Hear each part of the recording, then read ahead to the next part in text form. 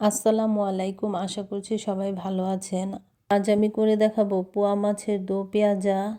এটি একটি সামুদ্রিক মাছ, খেতে খুবই মজার হয় আর সেই রেসিপিটি আমি আপনাদের সাথে শেয়ার করছি।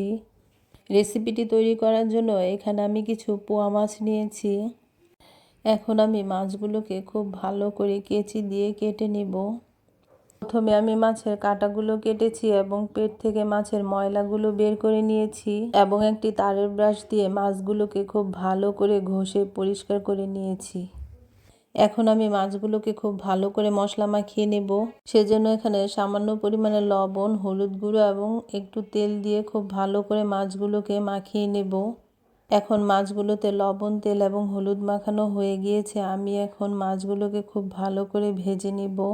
এখন চুলায় আমি একটা ফ্রাই প্যান বসিয়েছি, 4 টেবিল চামচের মতো তেল দিয়েছি। তেল গরম হয়ে এসেছে। এখন আমি ম্যারিনেট করা মাছগুলো একে একে ছেড়ে দিচ্ছি।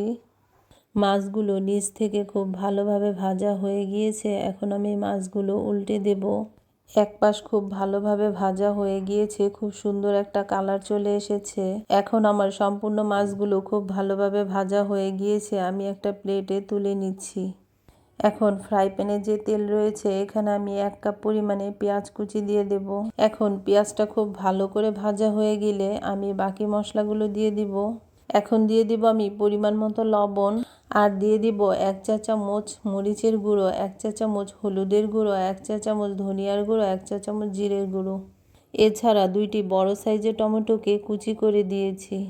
এখন আমি মশলাগুলোকে তেলের সাথে খুব ভালো করে মিশিয়ে দিয়ে দিব 1 চা চামচ পরিমাণে আদা রসুনের পেস্ট। এখন আমি মশলাগুলোকে আবার একটু নেড়েচেড়ে ভালো করে মিশিয়ে দেব।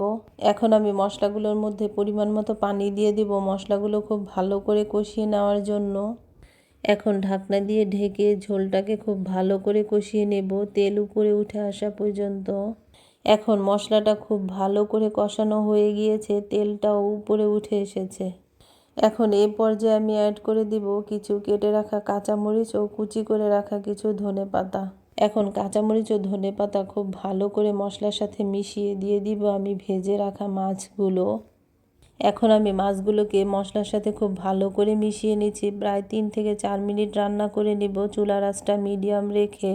এখন মাছটা খুব ভালো করে হয়ে গিয়েছে, ঝোলটাও শুকিয়ে এসেছে। আমি একটা প্লেটের মধ্যে পরিবেশন করে নিচ্ছি। তৈরি হয়ে গেল আমার অসম্ভব মজার পোয়া মাছের দো পেঁয়াজা। এটি সাদা ভাতের সাথে খেতে খুবই ভালো লাগবে।